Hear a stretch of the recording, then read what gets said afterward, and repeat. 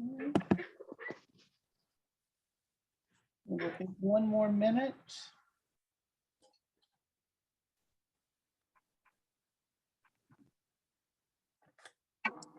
Okay, I have, it's now 7 p.m. Welcome. This is the Templeton Community Service District Board of Directors meeting. Today is Tuesday, December 7th, sorry, 2021. The board did meet in closed session regarding existing litigation, and at this time there is no action to report out. So with that, we'll call this meeting to order. And Kelly Dotson is our new board secretary, so I'll ask you to take a roll call, if you will. Sure. Directors English. Present. Here, thank you. Bardonish. Here, thank you. Giardini. Present. Logan. Present. Peterson. Sure. Okay, please mute your phones and join me in the Pledge of Allegiance. I pledge allegiance to the flag of the United States of America and to the republic for which it stands, one nation, under God, indivisible, with liberty and justice for all. Okay, would any directors wish to change the order of business? Okay, hearing and seeing none, we'll move to our special reports and presentations. And I don't know if we have Commander Emanuele on the call. Yes, I'm here. Can you hear me? I can, thank you. Good evening. Good evening, Michael Emanuele, Commander, Sheriff's North Station. I have your report for November 2021. Currently, for November this year, the station received 1,527 calls for service. Compared to last year, we had 1,554, a drop of about 2%. Templeton accounted for 375 calls for service compared to last year, 373, a zero change. San Miguel had approximately 178 service and saw a 10% drop in their calls for service. From those calls for service, we generated 193 reports at the station for the month of November, an increase of approximately 7%. Templeton accounted for 66 calls for service compared to 38 last year. That's a 74% increase in calls for our reports compared to zero change in calls for service. Very interesting. With COVID and the fluctuation, I can't predict any of it, can't explain it. San Miguel saw 16 reports generated, which was a drop of 47%. Breaking those calls for service down, assault and battery accounted for 4 calls for service, generating 2 reports. Both of those reports were domestic violence related. We had 23 disturbance calls, generating 3 reports, saw 5 burglary calls for service, generating 3 reports. All those calls were broken in vehicles. Thefts, we had 5 calls for service, generating 4 reports. We had 2 which were actual robbery calls. One was determined to be a burglary. The other case was a subject trying to steal a purse from a person. A difference between a theft and a robbery is the taking a property from a person. We also saw a license plate was stolen and a garage door opener stolen. We had 4 calls for service regarding vandalism, generating 5 reports. We saw vehicle windows smashed during domestic dispute. Other windows were smashed. And then this very unusual call where we found a vehicle running over a long period of time. CHP responded. They called in for the sheriff's office. We found that the vehicle contained a large amount of cut marijuana. We were unable to locate anyone associated with the vehicle, and we're still trying to determine the circumstances. We had 1 report of trespassing where a subject was sleeping next to a dumpster on someone's property, no new phone scams, and 10 suspicious circumstances. I remind everybody as we come into the holiday season and gift giving, gift shopping, and shipments are high, to have those packages removed off of the porch quickly or to have them placed into secure locked containers. Don't leave anything visible in your vehicles. It encourages people to smash windows just to investigate whether it's valuable or not. Make sure you have good lighting, use Ring doorbell or other camera security systems. Don't let mail or newspaper accumulate in your mailbox or on the driveway. And be aware of the fire hazards associated with Christmas decorations. And that is my report. Back to you. Thank you very much for that. Do any board members have questions for Commander Manueli? Okay, well, thank you very much. Hopefully the holiday season will not keep you too busy. So with that, I'm going to turn it over to California Highway Patrol. I think we have Commander Stewart on the call this evening. Yes, I'm here. Can everyone hear me okay? Yes. Yep, good. Commander Stewart with Templeton CHP, good to be with you tonight. This is our report. The period in time that we're going to report is September, from the beginning of September, October, and November, for the Templeton area roads immediately surrounding Templeton. So total crashes investigated for the period in 2021 was a total of 73. That's up 30% over the same time last year. It trends pretty equal to 2019 pre-COVID levels, however. So we had 237 crashes in 2019, 192 in 2020, and we're up to 244 again in 2021. Of those collisions, 55 in your area were property damage only, 9 were injury, 9 were DUI, and there have been no fatal collisions. We're glad to report either in the freeway or the county roads around the Templeton area. The numbers are up between 29 and 32% year over year from 20 to 21, but again, on par with 2019. Total enforcement contacts for the period, 155 on the freeway and 45 on the county roads surrounding the Templeton area, for a total of 200 total enforcement contacts for the period. That's just down 10 from 210 the year before. 96 total citations were issued on the freeway and 28 on county roads. That's a total of 124 for the year, off just about 8 from the prior year. Max speed violations are up just slightly. There were 31 maximum speed violations on the freeway, 9 on county roads. That's 40 for the period in 2021 compared to 39 for the same period in 2020. We did have a 100 mile per hour plus speed violation on the freeway near Templeton during this term. That's up over the prior year 100%. We didn't have any during this term last year. Seatbelt violations remain steady. There was one on the freeway near you. There was one out on the county roads. DUI arrests. There were 9 DUI arrests on the freeway, 10 on the county roads, 19 for the period over 12 last year. So that's up 58%. Public motorist services remain remarkably steady for all 3 periods, 2019, 2020, and 2021. There were 755 back in 2019, 759 in 2020, and 747 this year. So it's interesting how steady that number is. Our service numbers remain very steady. It's a result of the number of cars on the road and the amount of hours the officers are putting in, and then the percentage of cars that break down or need help seems to remain really, really consistent. The officers are working really hard. We just recently had 2 officers retire. When 2 officers leave the office, we really feel it. So for a few months here, while we're waiting for the replacement for those 2 good officers, we'll be working doubly hard. As Commander Manueli noted, we are coming up on the holiday season. We hope that you will be very mindful not to drive impaired or distracted. And that's our report. Are there any questions? Thank you very much for that. Do any board members have questions for Commander Stewart?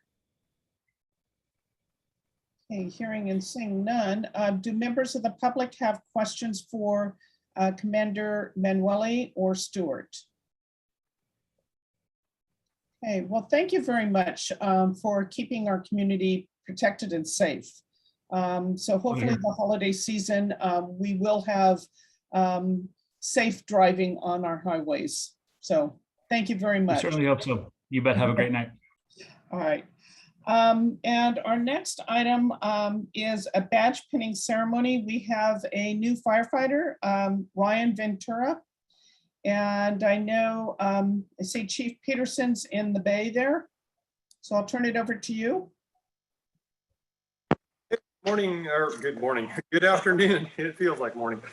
Good afternoon, or good evening, board. I have the pleasure of introducing Ryan Ventura. Ryan was one of our last academies, and he's one of the first of the last academies to actually finish his task book and get his badge pinning. So a little bit about Ryan. He was born and raised in the city of Orange, down in Orange County, worked in the restaurant industry for about 13 years, and then kind of the restaurant industry and insurance industry for about 5 years. He didn't have any family members or friends or anything else that kind of guided him into the fire service. He just had an internal desire to help other people. And the fire service is kind of what he was drawn towards. His hobbies include cooking, which we've had an opportunity to experience. I haven't personally, but the other guys have. Hanging out with family and weekend projects. His current residence is in Paso Robles, and he's lived there for a couple years. Yeah, about a year. Okay. And he's joined by his wife, Dawn, and they have 2 children, Sailor, which is 2, and Reese, who is 6 months. And they probably made the wise decision to leave them at home to get ready for bed. So when they get back, with that being said, I'm going to have Ryan read his oath of office, and then his wife, Dawn, will pin his badge. So if you want to turn towards me and raise your right hand. And read your oath. I, Ryan Ventura, do solemnly swear or affirm that I will support and defend the Constitution of the United States and the Constitution of the State of California against all enemies, foreign and domestic, that I will bear true faith and allegiance to the Constitution of the United States and the Constitution of the State of California, that I take this obligation freely without any mental reservation or purpose of evasion, and that I will well and faithfully discharge the duties upon which I am about to enter. Congratulations. Great, Chief. Put that on.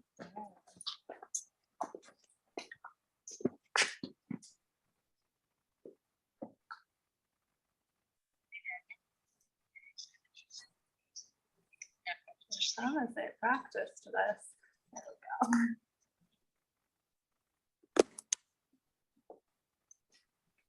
There we go. And with that, I would like to introduce Ryan Ventura, one of our newest firefighters. If the board would like to share any comments. Congratulations and welcome to Templeton. I hope you enjoy your tenure at the department. We're happy to have you. And so thank you for selecting Templeton. So I'll turn it over to other board members if anyone would like to say something. Thank you so much. Director English? Certainly. Welcome, Ryan. We're thrilled that you're joining the team. You joined a pretty fabulous department with an exceptional chief. So we look forward to meeting you in person. It's kind of unfortunate we're not able to do that tonight, but we will soon enough. And congratulations. Look forward to meeting you. Thank you very much, sir. Okay, anyone else? Director Peterson? I can't see my off. Can you hear me? Yeah. Oh, okay. Welcome, Ryan.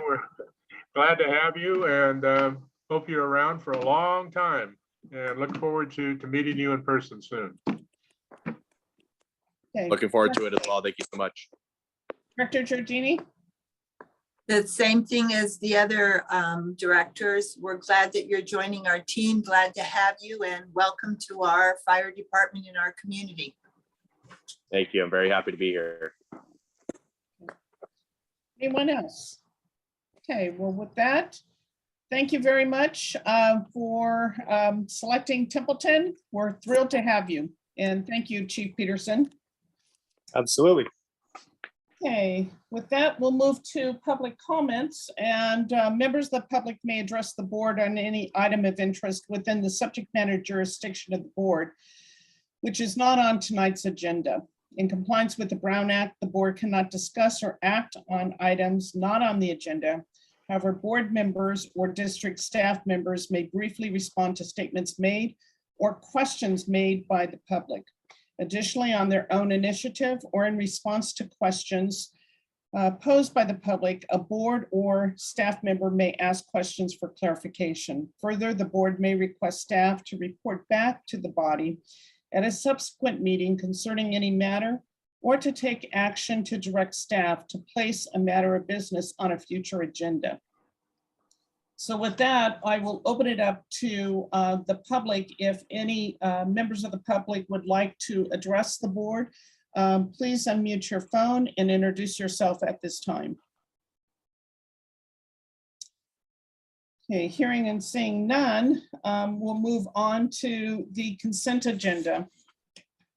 And tonight we have 3 items on the consent agenda for the board to consider. The first is 7A, the minutes. Consider adoption of the special and regular meeting minutes of November 16th, 2021. Item B is the appointment of our board clerk. Consider approving the appointment of Kelly Dobson as board clerk, who is our board secretary and is on the call this evening. And item C, adoption of ordinance 2021-6. Consider reading in title only, waiving further reading and adopting ordinance 2021-6, an ordinance regulating organic waste disposal in compliance with Senate Bill 1383. Do any board members wish to poll any of these items? Yes, Director English. I don't intend to pull any other than to, hopefully we'll get an opportunity to be introduced to Carrie. I don't know if the general manager tends to do that during his general manager report or take the opportunity to do that now. We're thrilled to have Carrie join the team. I don't think anybody's happier than Jeff Brills. But we are happy to have our board secretary position filled at this time. So I'm going to leave it to the general manager to provide a formal introduction to Carrie during his update. Any other items that anyone would like to comment on or poll at this time? Okay, so before entertaining a motion, let me open it up to members of the public. If members of the public have comments or questions on any of the 3 consent items, please unmute your phone at this time and introduce yourself. Okay, hearing and seeing none, I'll bring it back to the board for consideration. I'll make a motion to approve consent agenda items 7A, B, and C. Okay. And I'll second that motion. So we have a roll call. Directors Giardini, Aye. Logan, Aye. English, Yes. Bardonish, Aye. Peterson. Yes. Okay, that motion passes 5-0. Moving on to our norms and code of ethics. As typical in all of our meetings, the TCSD Board of Directors has adopted operating principles that consist of processing norms and code of ethics. And the board is committed to these practices of these norms and code of ethics and to set the standards for communication, process, and relationships and capacity norms. in what appears to be a breach of these norms or code of ethics, we're committed to addressing this perception first with the individual involved before raising the issue to the board. It is in the spirit that at each meeting, a norm or code of ethics is reviewed as a reminder of our continued commitment to these standards. So this evening, the norm that I've selected is relationships norms, which is create an environment that promotes trust, respect, and appreciation between board, staff, consultants, and citizens. So with that, we'll move to our business section of the meeting, which is item 8A. And our first item is the Measure A Oversight Committee. And the board will receive an update for fiscal year 2020-2021 for the Measure A Oversight Committee, detailing the committee's findings regarding the Measure A funding. And I believe we have our chairperson for that committee, Don Mosinich, who is going to be presenting. And I don't know if the general manager has anything that you would like to talk about. First is the formation of this committee. For those who are not familiar. I could provide a brief background on this item. As you're all aware, Measure A was approved by the voters in 2019. When Measure A was approved, Ordinance 2019-1 became law. That ordinance has a requirement that the district create a citizens oversight committee. Earlier this year, the bylaws for that committee were approved by the board, and we solicited nominations or applications for committee members, and the board appointed 3 persons to serve on that committee. The committee has since met now on a couple of occasions, once early this summer, and again a couple months ago, right before the district's financial statements were finalized and approved. The committee chairperson is Dan Mosinich, who's in attendance here tonight. Dan has authored a report to the board that outlines the committee's findings.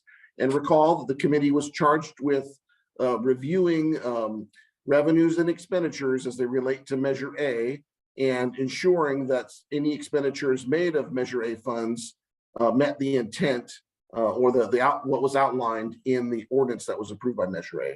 So unless you have any questions of me about that background, I would recommend asking Chairperson Mosinich to provide a short summary of his report. Thank you for that background. I'll turn it over to Dan Mosinich now to provide his update. Okay. Thank you, Madam President and Board of Directors.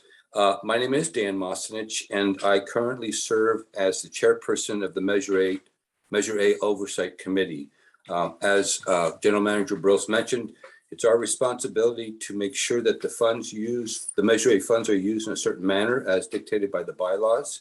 And I can just share with you up front that in reviewing the audited annual budget, we found that those funds are being used in accordance with the bylaws.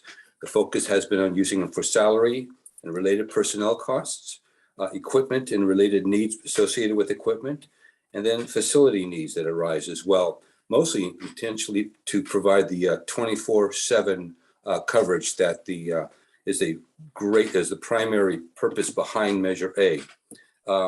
Along with the fact that we find that the monies are being used appropriately, we also are finding that the results of those monies are being seen as intended. Specifically, as I mentioned a moment ago, the 24/7 staffing of our fire and emergency services is occurring and underway. An addition of a half-time to full-time chief, 2 full-time captains, and a full-time engineer were added to make this happening. Second thing that this focus on that's having a difference, that the Measure A funds are having a difference with, is in terms of the recruitment and hiring practices and implementing the 24/7 staffing model. And lastly, the impact on service. Certainly we're looking at trying to reduce response times, but more importantly is the quality of service. And that is happening, especially overnight, as the teams are stronger and have increased, and the full-time captains have increased responsibility capabilities as well. So I see those things happening, and they really point to the fact that not only are the funds being used well, but they are making the difference as we would hope for in our community. And so in conclusion, we find that in accordance with the bylaws, the Measure A funds are being used appropriately. And I'd like to just conclude by just commending Chief Tom Peterson, whose leadership in identifying strategies and implementation is critical and is making it happen. And also General Manager Briltz, as well as his support team, especially Natalie Clark, to make sure that resources are available to make this happen. So I appreciate that, folks. Thank you very much. And all of your time and your candidness and patience in helping me understand the workings of the Fire and Emergency Services Department. So thank you. Thank you for that update. And I also want to acknowledge Steve Barkley, who is your vice chair, and Rod Hewitt, who are also community members who serve on the Measure A committee as well. And we know that you are all serving as volunteers. So we appreciate your service to the community in fulfilling this important role. So thank you very much. With that, I'm going to open it up to other board members. If there's questions that any board members have of the chairperson for Measure A, Dan Mostenich. Director English. I don't have questions, but I will have comments when the opportunity presents itself. Okay. Okay, if there's no questions, I'm going to move it to the public. If members of the public who are on the call have questions or comments at this time on this particular item that you would like to address, please unmute your phone and introduce yourself. Okay, hearing and seeing none, I'll bring it back to the board. Director English, would you like to provide your comment at this time? Thank you, appreciate that. And my comments are to echo essentially what President Logan said, and we wanted to thank the Measure A committee. Dan, we appreciate your time. Appreciate the time of Rod and Steve as well. That was important to the board when we moved forward with the Measure A, was to make sure that the community supported this effort, and you represent that link to the folks who are not on the board. So we are grateful for what you did, and appreciate your work, and I look forward to having the similar results next year. So thank you very much. Okay. Any other board member like to comment at this time? Okay, well, thank you so much for the report, and hopefully we'll continue to see similar results in a positive way as we move forward. So thank you very much. Thank you. Okay, with that, we'll move to our I'm sorry. I do think for the record that the board should officially accept the report so that it's noted. You're absolutely right. There is a recommended action. So I'll make a motion that the Board of Directors by motion accept the Measure A Oversight Committee report for fiscal year 2020-2021. I'll second. Okay, so we have a motion made by Logan, seconded by Director Giardini. Can we have a roll call, please? Directors Logan, Aye. Giardini, Yes. English, Aye. Bardonish, Aye. Peterson. Yes. Okay, thank you very much. That motion passes 5-0. With that, we'll move to agenda item B, which is the revision to the wage schedule. The board will consider adopting resolution 25-2021, modifying the wage schedule and the salary and wage table to provide a 2.63% cost of living adjustment across the board, as well as a 5% equity adjustment for 4 positions. And with that, I'm going to turn it over to General Manager Briltz, if you would like to address this particular item. Thank you, Madam President. So yes, just by way of background, I'll just outline some of the items that are contained in the staff report. that approximately 1 year ago, the district board of directors adopted a compensation philosophy statement, which is included in the staff report. Essentially, the statement states that the board will consider making adjustments based on the 2020 comprehensive compensation study within the next 3 to 5 years, as well as taking into consideration the cost of living, or I'm sorry, the consumer price index during that time, with the goal of, at the conclusion of this period, having all the positions within the district be within 5% of the median total compensation that was determined by the study. At the time the compensation philosophy was adopted, the board did award a series of equity adjustments that took effect in January of 2021. Additionally, and since that time, the board approved a 2021-22 fiscal year budget that included essentially a 4% buffer on all salary and salary-related benefits items to fund potential cost of living adjustments, as well as consider additional equity adjustments during the course of this fiscal year. When the budget was adopted, or actually when the budget was being put together in the spring of 2020, we were coming off of sort of the first year of COVID, and inflation was very flat, and it was originally, we actually had a smaller buffer that was planned, but later in the spring, as the budget process unfolded, we began to see some periods of inflation beginning in primarily in April and May. That led the board to increase that buffer to up to the 4%, which was ultimately included and adopted, as well as award a 2.88% cost of living adjustment that went into effect in July. That 2.88% covered the period from the end of 2020 through the latest available data, which was May of 2021. That took effect in July and is part of the current salary and wage schedule and table. Over the past several months, however, the inflation or an increase to the CPI has continued, and it's now been determined that from the period ending from the end of 2020 through October of this year, the total CPI is now at 5.51%. Again, that'd be through the month of October, so the first 10 months of the year. So the 2.88% was a little shy of what the CPI has been so far this year. The board has reviewed this information. Additionally, when the 2.88% was applied in July, there remained, again, that about 1.12% of that sort of buffer. I use that word buffer, but it's probably not the best explanation, available for other adjustments. Now, tonight, the board will be considering making an adjustment to capture the additional amount of the CPI.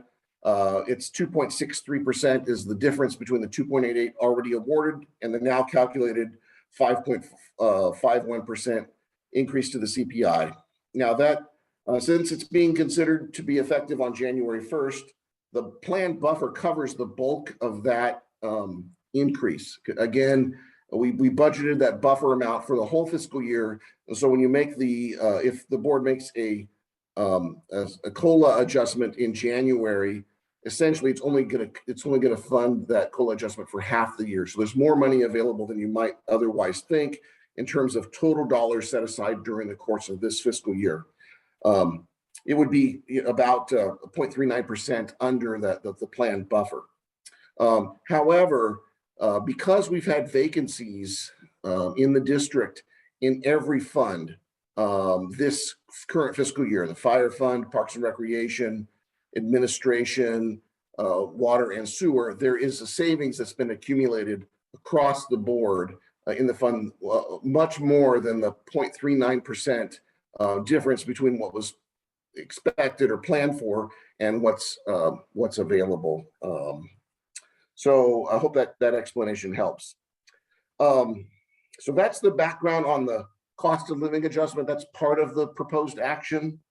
Additionally, based on the compensation philosophy that was adopted, the board is also going to consider tonight making equity adjustments that are tied to the or based on the 2020 comprehensive compensation study that was performed.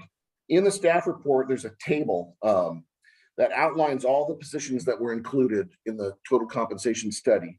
And the middle column there shows the results of that study initially. In other words, what the results were a year ago, prior to those initial set of changes that took place effective January 1st. So what we've done for the third column here is we've actually updated those results based on those equity adjustments to show what the study would have reflected had the adjustments been in effect before the study was finalized. And so you can see that the adjustments that we took that took place in January, did move the needle and pretty significantly. Rather than having wages kind of spread, a couple that were above median to well below median. I say wages, total compensation, really nearly up to nearly 27% below median. Things are much improved. Wages now, based on this update, are between about 4%.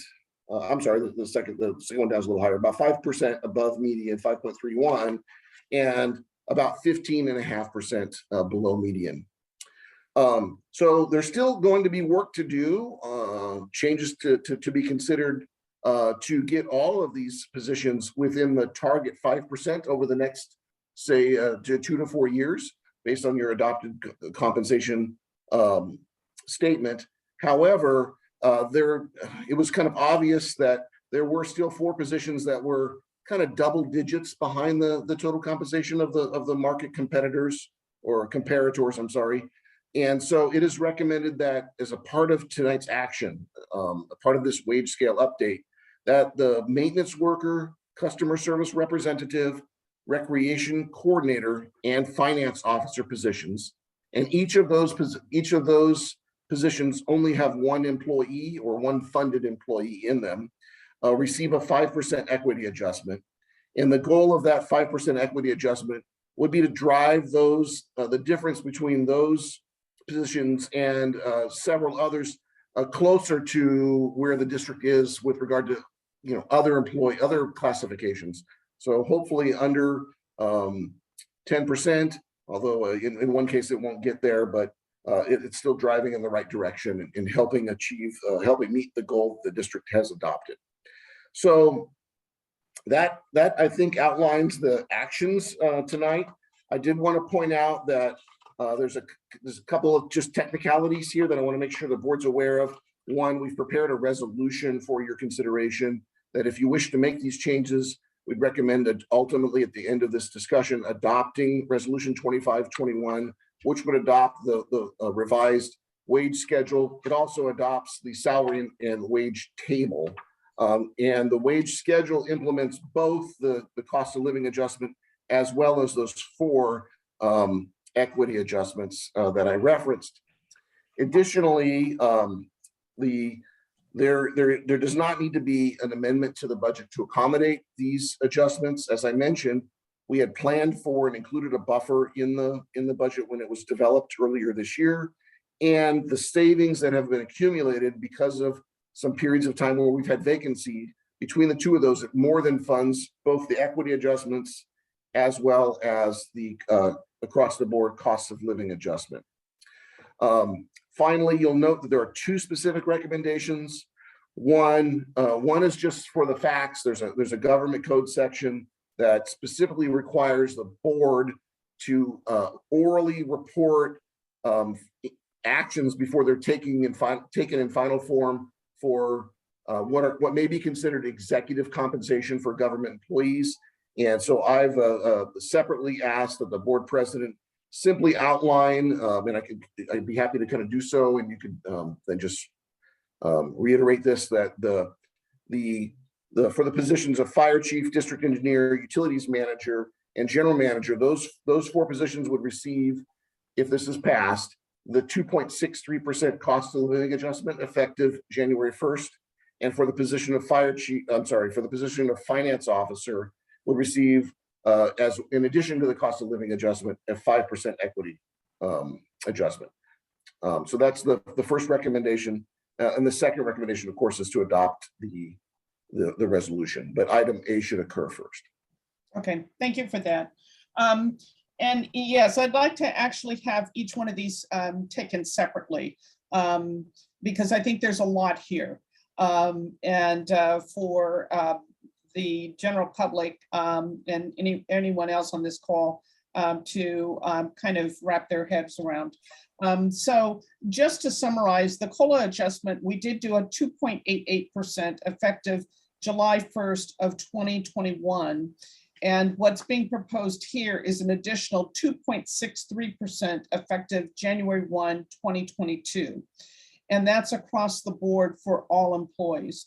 And that would give what would be the 5.51%, which we have covered in the budget. I just want to clarify one sentence. You said it's for all employees. It would be for all full-time employees and any employee whose wages are tied to the full-time wage schedule. I believe there's just one part-time employee in that category. So the other part-time positions are not tied to this wage schedule. Thank you for that. Okay, so solely noted that it is just full-time employees tied to the wage schedule. That's Exhibit 1 in the packet. So with that, let me open it up to the board. If any members of the board have questions or comments on this particular item at this time. Director Giardini. I don't have any questions, but I have a comment. Do you want that now or later? Yeah, go ahead. We deliberated amongst ourselves quite a bit over this. We're trying to keep us in the positive budget with recognizing the cost of living increase and how hard our staff works. And so in our discussions, we had discussed amongst ourselves that we are giving this wage increase this time this year, but if inflation continues to rise, we may not be able to keep up with it, but we're going to try. And this is our attempt right now because our budget can absorb it. And so with that, we hope that the inflation doesn't keep going up, but it's projected to. And we hope staff understands that as we move through the future, that we will try to help them out as much as possible. It may not always be this generous, but we're glad to do it this time. Thank you for that. Yeah, and I think it's important to note that this is kind of outside of the norm in terms of doing this kind of mid-budget. In the past, these kinds of adjustments have been put into the budget and have gone along with the budget cycle, but because the inflation that I think everyone is experiencing right now, we're kind of in an unusual situation. And that is really what is kind of the catalyst behind making this mid-year adjustment is because of the fact that inflation has kind of outpaced historic factors. In fact, when you've got Social Security giving a 6% increase, that is historic.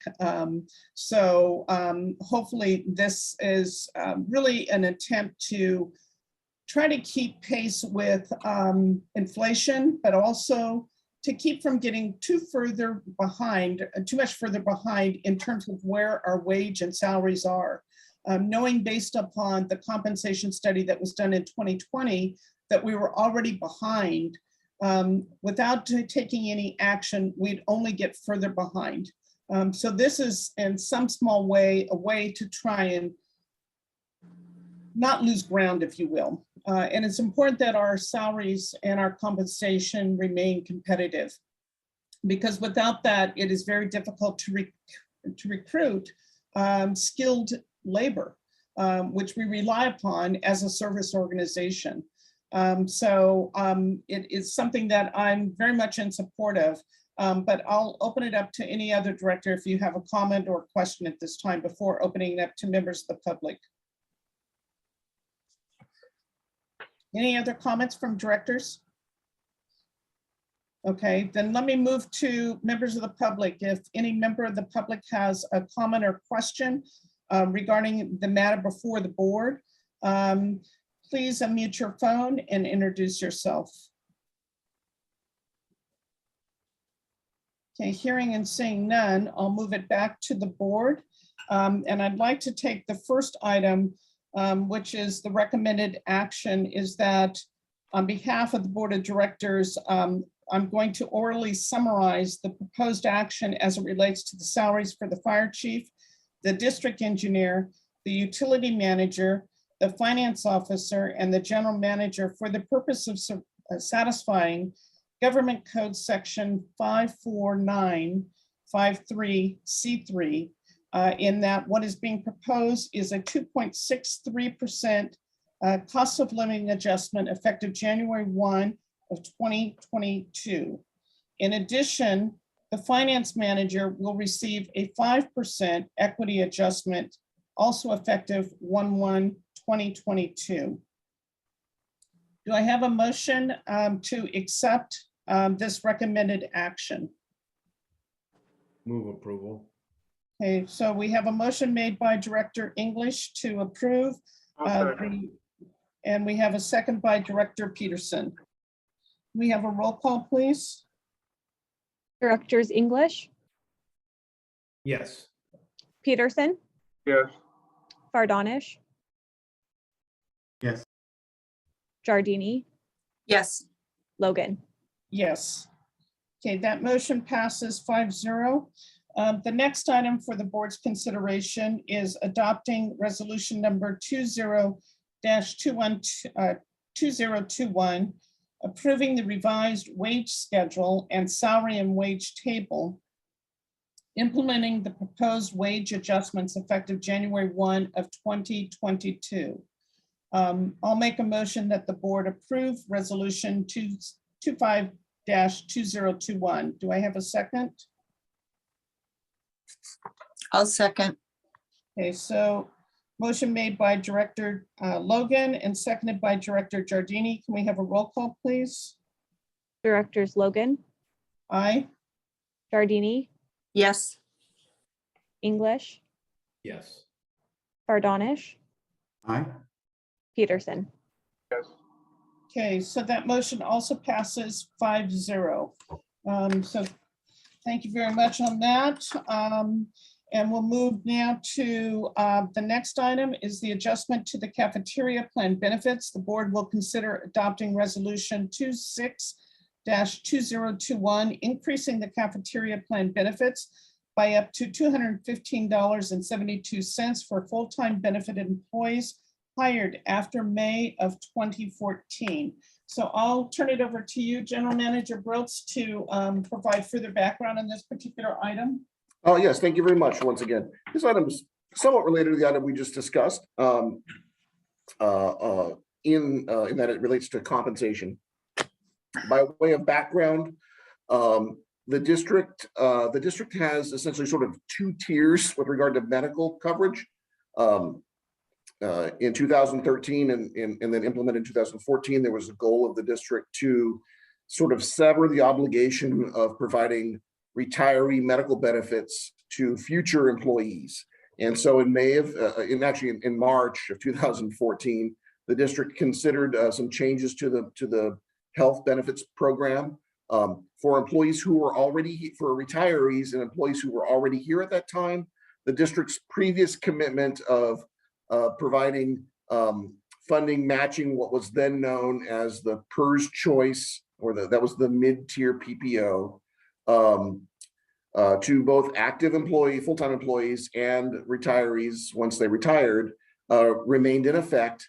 And so therefore, even though health insurance often goes up each year, or it does most years, and it's scheduled to in January, the district's contribution for employees who were here prior to 2014, which there's not too many of us left actually, will occur automatically. And so that item is not before you tonight.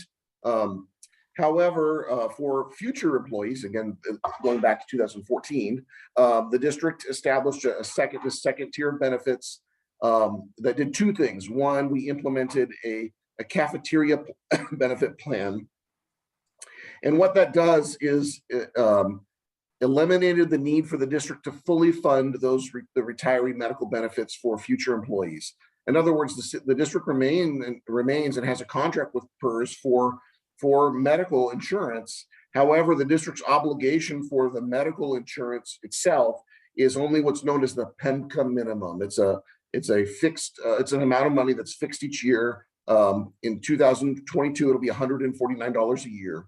And so the district's commitment to the medical insurance itself, and only medical insurance, is that $149 per month per employee or retiree. So even employees who retire, who start after 2014 and retire from the district, if they remain enrolled in the medical plan, we keep paying that PEMCA minimum. But it's really only about 30% of the total cost of health insurance if they're employee only, and it's obviously only about 10% or 15% of the cost if it's the employee's whole family enrolled.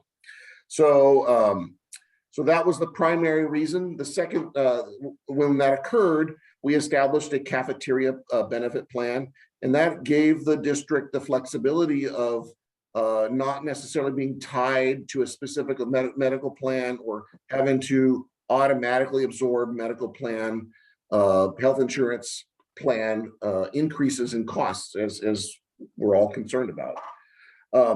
Over time, the district has increased this cafeteria plan benefit, kind of in a similar regard to what you might be considering tonight, or what you're going to consider tonight, because health insurance has gone up. What makes it a little more unique this year is that the health insurance rates for the least expensive plan available through CalPERS, which happens to be the plan that most employees are enrolled in, again, because it's a lower cost, went up really significantly, 23.2%. So it's the highest increase that we've seen in quite some time, or the highest one I can recall, although I'm not certain that it hasn't gone up this much before. And so I was concerned that even with the consideration of the cost of living adjustment, which you just did approve, many of our employees, while they may have received the cost of living adjustment, would actually see a decrease in the net take-home pay as a result of these health insurance plans going up, pretty substantially, more than 20%. And so the result, if you take no action on this, is that a CPI adjustment won't offset the increase in medical insurance of the employee costs, and so employees would receive a couple $100 reduction in a month, or potentially a month in net pay or take-home pay, and obviously the amount that the employee receives on their paycheck is what they have to use to live off of.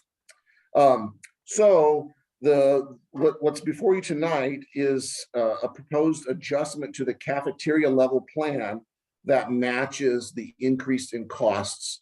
So the employee's share remains the same. Now, keep in mind, employees can choose to enroll in one of many plans that are available through CalPERS. The one that the lowest cost plan in 2021 remains the lowest cost plan in 2022, but it just jumps up very significantly in costs. So some employees are enrolled in other, or can enroll in other plans, but they pay the difference for a more expensive plan. So those plans are available to them. The district's costs are for employees hired after 2014 are limited to the amount that you select, and that's included in this resolution that you'll consider tonight. They can enroll in whichever plan they'd like during open enrollment, or if they have what's known as a family status change. So I hope I've outlined that for you.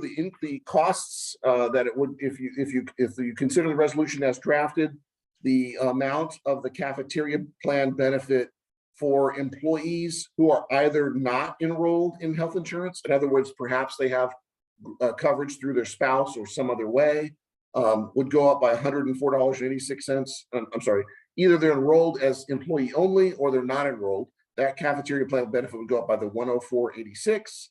And if they are,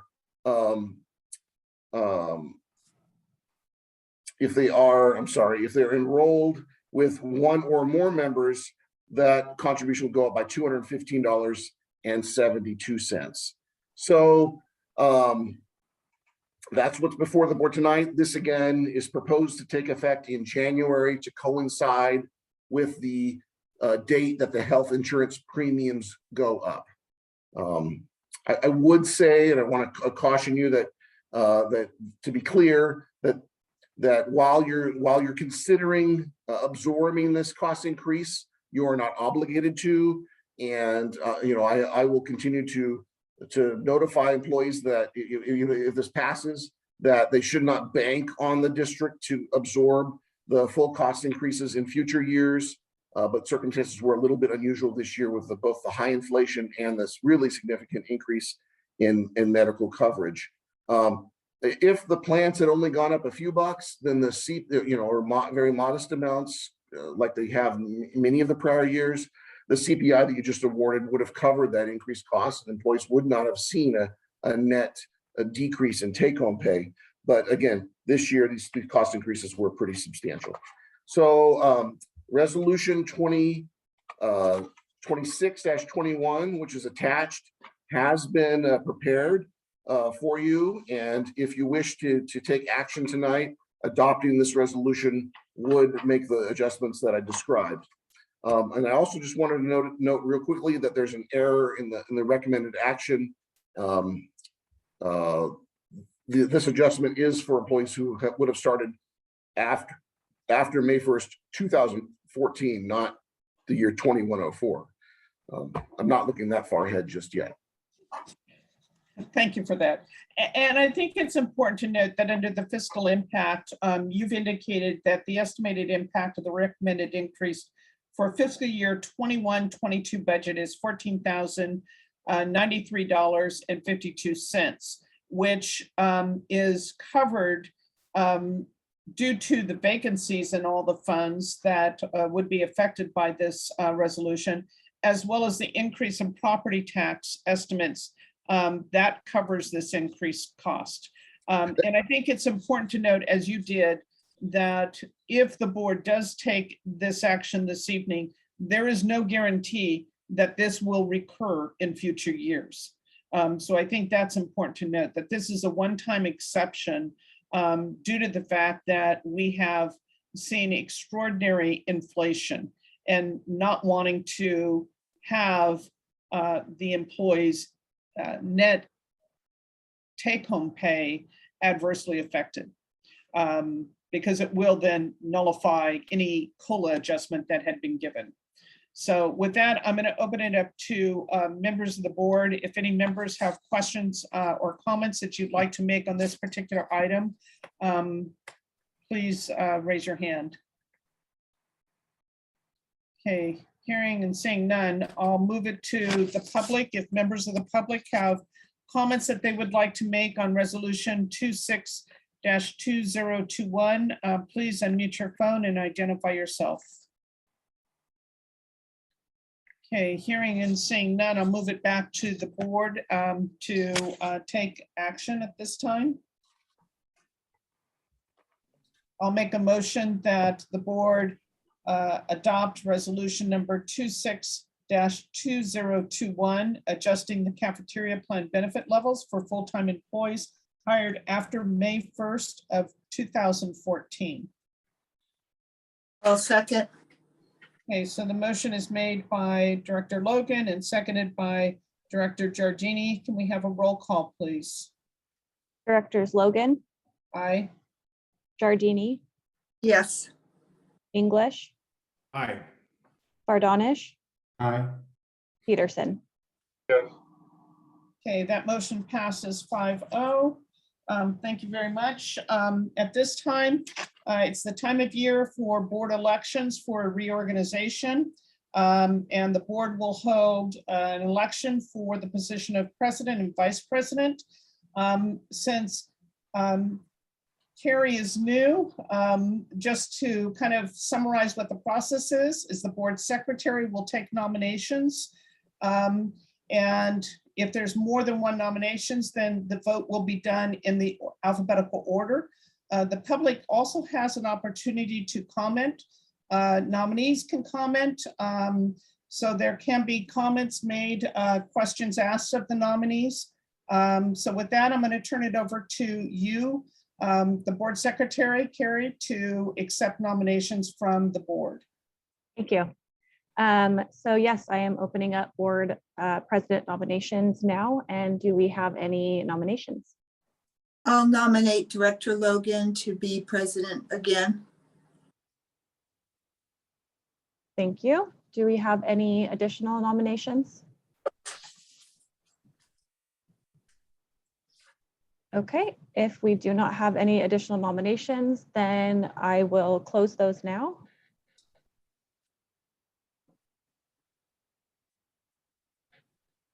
And I would suggest that we open it up to the public to allow public to make any comments if they so wish, since under the Brown Act, they're able to make comments on any item on the agenda. So if anyone on the call, members of the public, if you would like to make a comment at this time, please unmute your phone and introduce yourself. Okay, I take it back to you, Kelly, for a vote. Okay, I will now do a roll call vote. Director English, Yes. Bardonish, Yes. Giardini, Yes. Logan, I guess aye. Peterson. Yes. All right, so Director Logan is elected president of the board. Okay, thank you. And then the election of vice president follows the same process. So we'll open it up to nominations for vice president. I'll nominate Director Peterson. I'll second.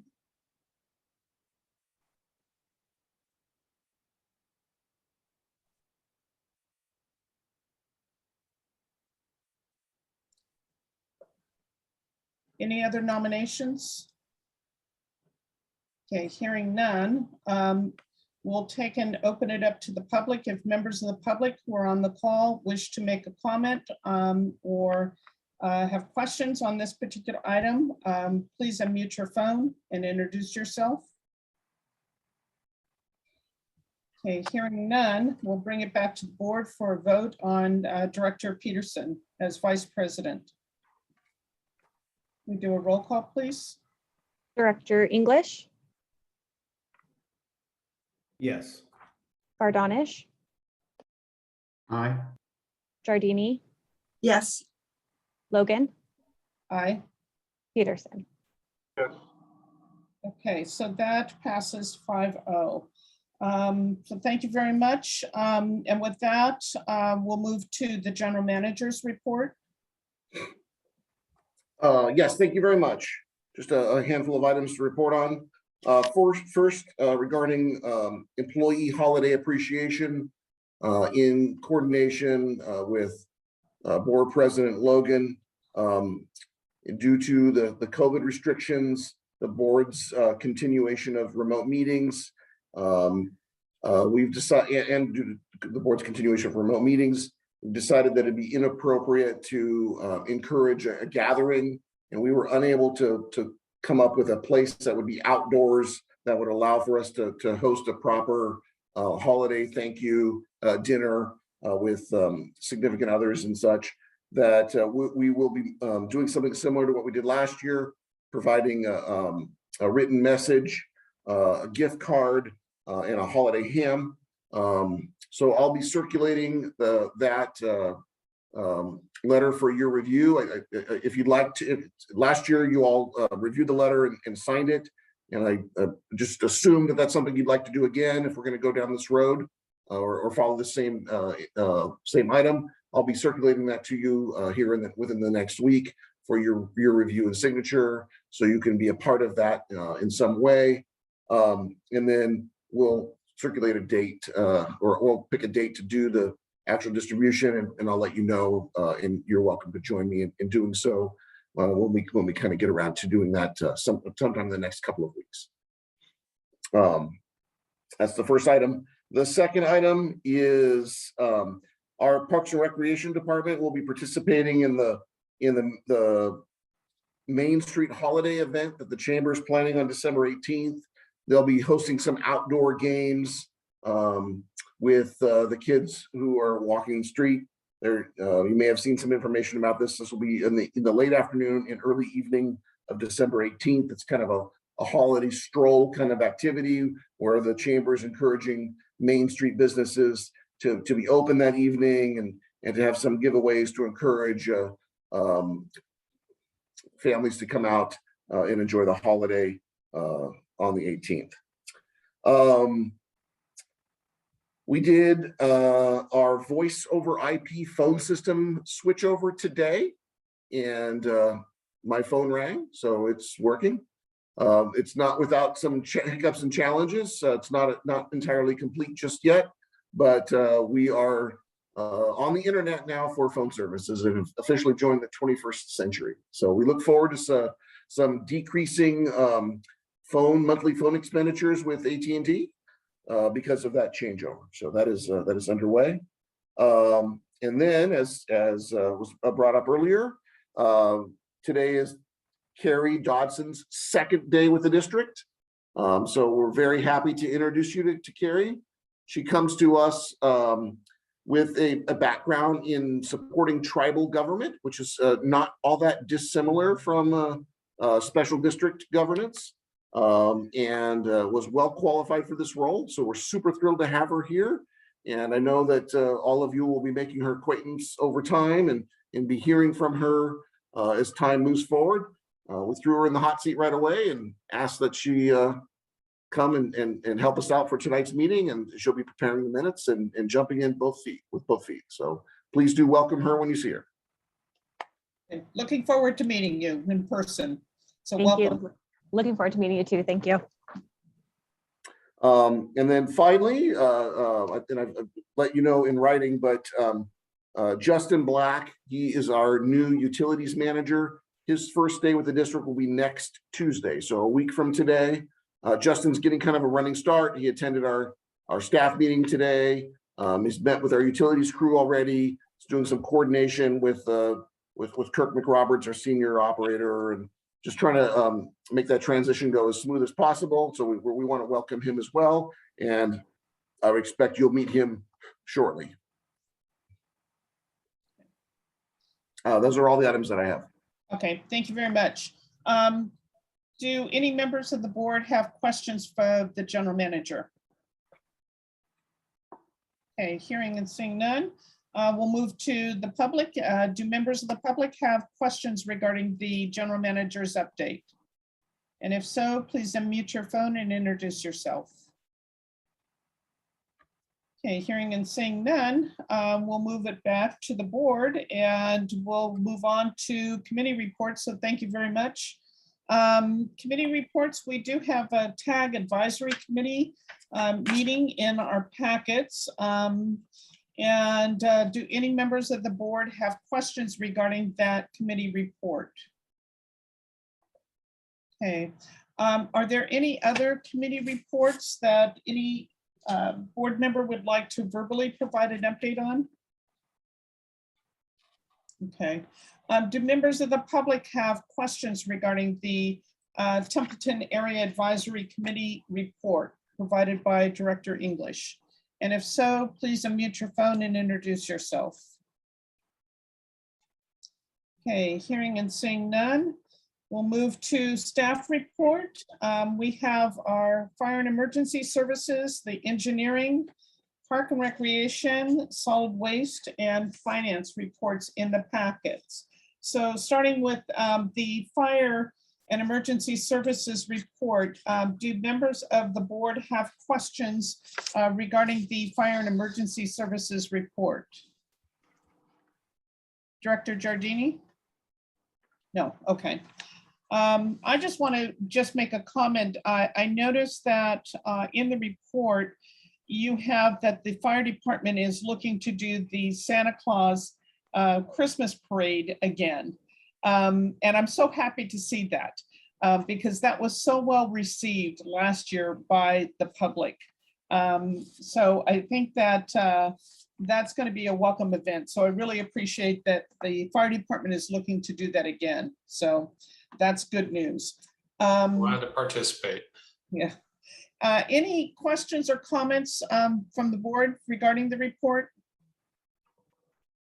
Okay, if not, I'll move it to members of the public. Do members of the public have questions or comments regarding the fire chief's report? And if so, unmute your phone and introduce yourself. Okay, saying none, we'll move on to the engineering report. There is an engineering report. Do any board members have comments or questions regarding the engineers, the district engineers report? Okay, seeing none, we'll move to the public. Do members of the public have comments regarding the engineers report? And if so, unmute your phone and introduce yourself. Okay, seeing none, we'll move to the Park and Recreations report. Any questions from the board regarding the Park and Recreation report? Okay, seeing none, do members of the public have questions regarding the Park and Recreation report?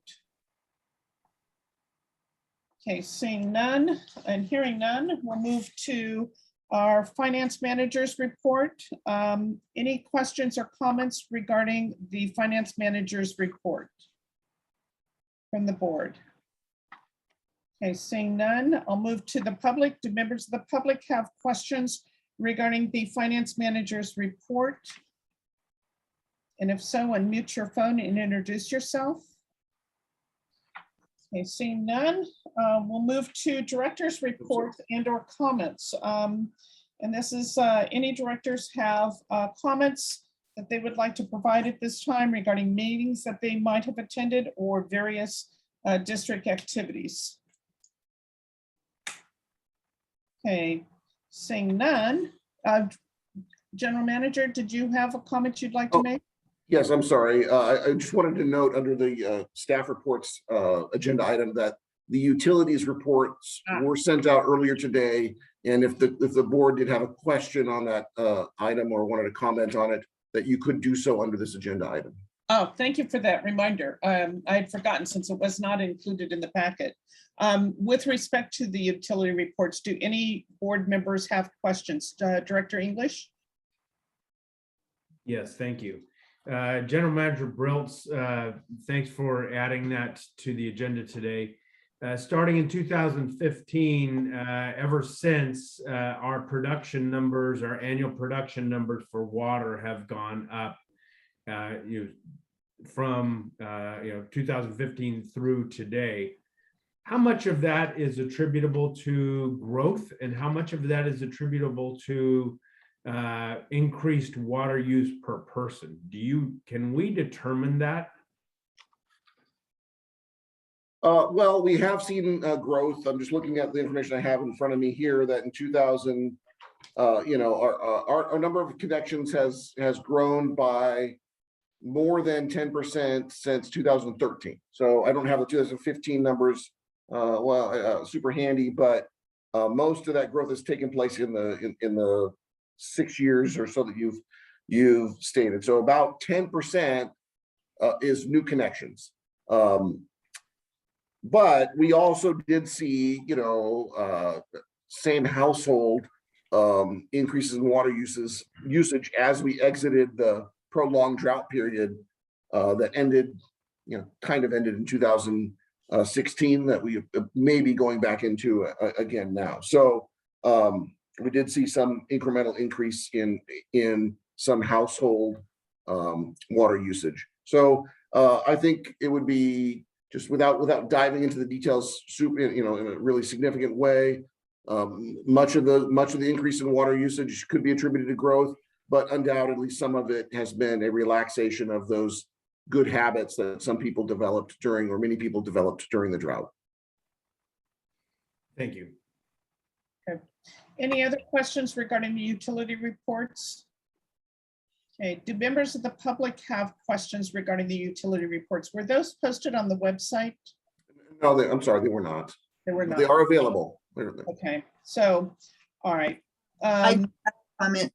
In the county's housing element, Templeton Community Service District gave a number as to the number of gallons per day each person used.